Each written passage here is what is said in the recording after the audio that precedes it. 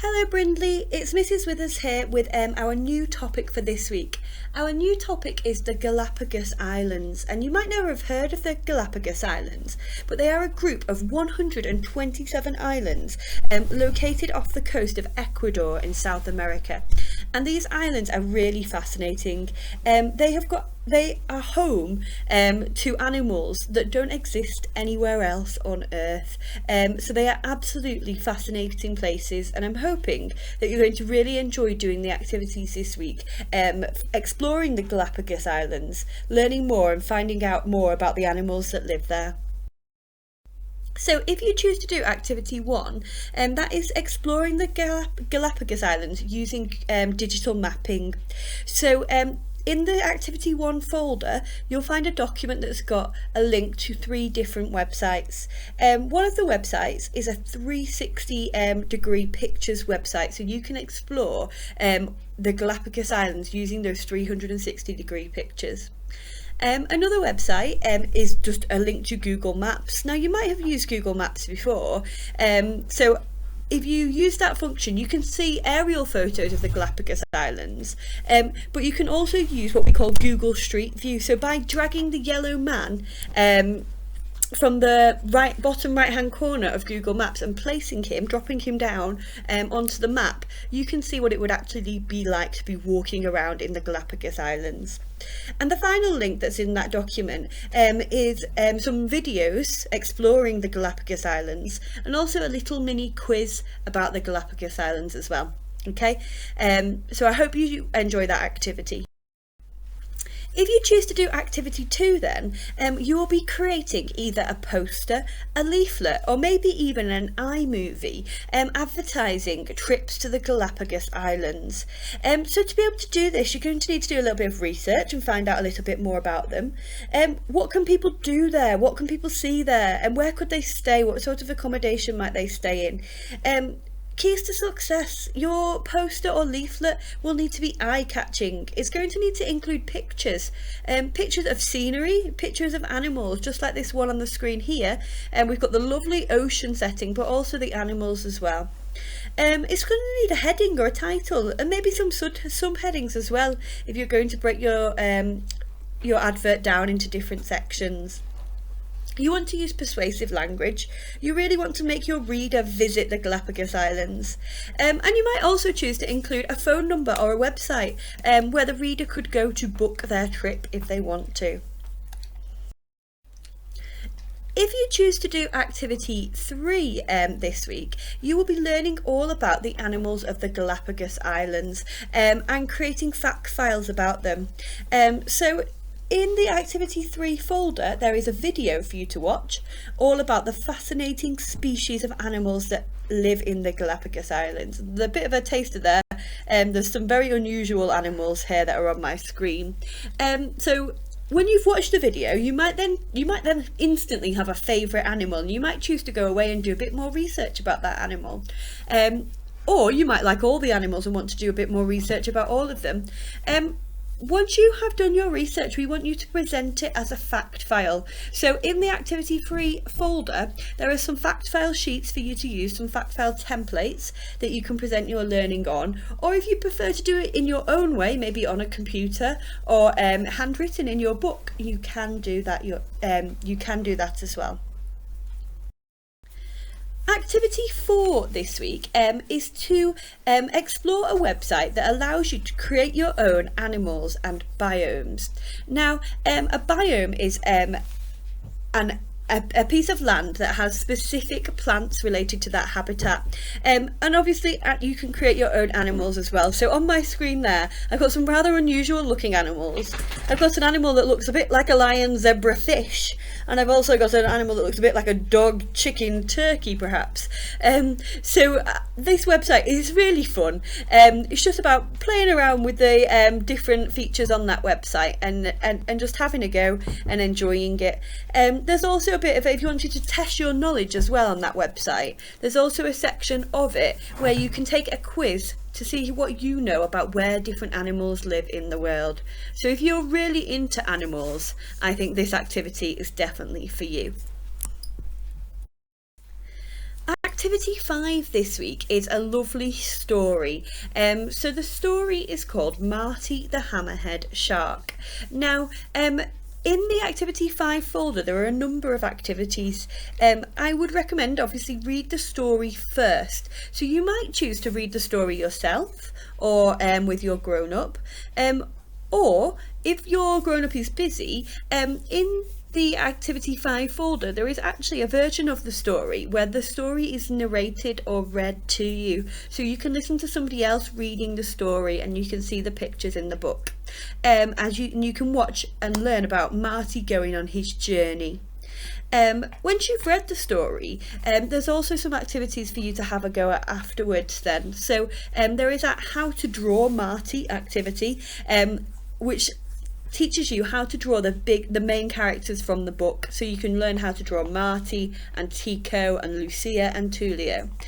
You could also test your understanding of the book by taking the Migration Masters quiz, which will see what you've learned about what migration is from reading the book. Okay, it's a lovely story and I hope you really enjoy that one.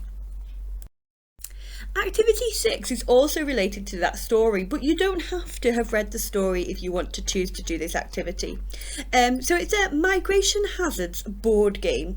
So if you've read the story, you'll understand a little bit more about what migration is. But if not, and you just want to have a go at the board game, you can do that as well. There's a board game there. Some of the squares on the board game, it says Marty Fact. For those Marty Facts, you're going to need the second document that's in the Activity 6 folder. And when you land on those squares, you've got to read a Marty Fact. And find out a little bit more about migration by doing that. Okay, Activity 7 then is a bit more of a writing activity and a research activity. So we have the famous scientist Charles Darwin, who actually has a very important link to the Galapagos Islands, and lots of his research was influenced by his visit there. So what we would like you to do for Activity 7 is to read the PowerPoint in the Activity 7 folder, and follow the website links as well that are in that folder, and they will teach you all about who Charles Darwin was and why he's so famous and why we're learning about him today. And once you've done a bit of learning about Charles Darwin, we'd like you to present that learning as a biography about his life. So a biography is a factual piece of writing which tells the story of a person's life. And the keys to success for a biography, you're going to need to have a title. So that might simply be Charles Darwin, or it might be the biography of Charles Darwin. It's going to need to be written in paragraphs, so chunk the information down to help the reader out. It needs to be factual, okay? It's not a story. It's going to be factual and formal writing, and it needs to be in what we call chronological order. Now, if you're in year 5 or 6, you probably know what that word means. Children lower down the school might know what that word means as well, but chronological means in time order. So when you're writing a biography, you need to start off with when the person was born, because that's the first thing that happens in their life, and then you move through time throughout their life, obviously finally finishing with the end of their life. Okay, Activity 8 links to Activity 7. If you choose to do Activity 8, you're going to be learning specifically about Charles Darwin's famous voyage on the ship, the HMS Beagle. And that is when Charles Darwin visited the Galapagos Islands. So for Activity 8, we want you to read about that famous voyage, and you can read the sheet that is in the Activity 8 folder. There's a video link as well in there, so watch the video, and then we just want you to write a short report about the voyage of the Beagle and how that voyage changed Charles Darwin's life. Activity 9, now this is a lovely one to have a go at doing. So we want you to use textiles to create some of the animals from the Galapagos Islands. So you could use any materials that you've got in your home. Some of you might have some felt and things like that. If you don't have anything like that at your fingertips, you might be able to use things like old socks or t-shirts to cut up the material. Now obviously you need to make sure you check with an adult adult first if you're going to be doing that. Alternatively, if you can't do it from textiles or fabric, then you could perhaps create some Galapagos island animals using cardboard or maybe even yogurt cartons. So just some ideas for you there. But the idea of this one is to create some 3D animals and have fun doing it. Activity 10 then is to take your own nature photographs. Now in the activity 10 folder there is a link to a website that has got some absolutely stunning photographs of the Galapagos Islands. Some of them are of animals and some of them are of the beautiful scenery. So if you're doing activity 10, first of all I recommend that you have a look around that website and explore it and look at the beautiful photos that are available there.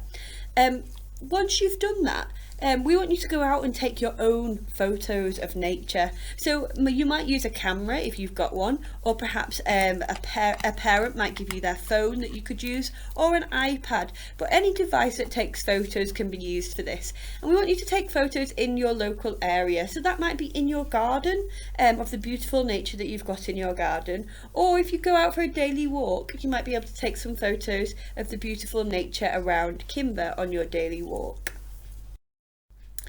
And finally, this week is activity 10. Now, this is Galapagos colouring.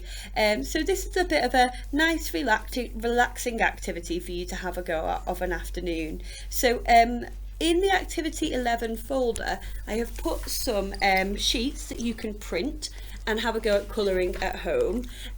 Or this website is really particularly good in that it lets you colour the drawings in online if you want to. So if you follow the links in that folder, if you've either not got a printer, or if perhaps colouring's not really your thing but you quite enjoy using a computer, then if you follow the links in there, you can colour in some of the pictures using the website as well. So that's quite a nice one to do.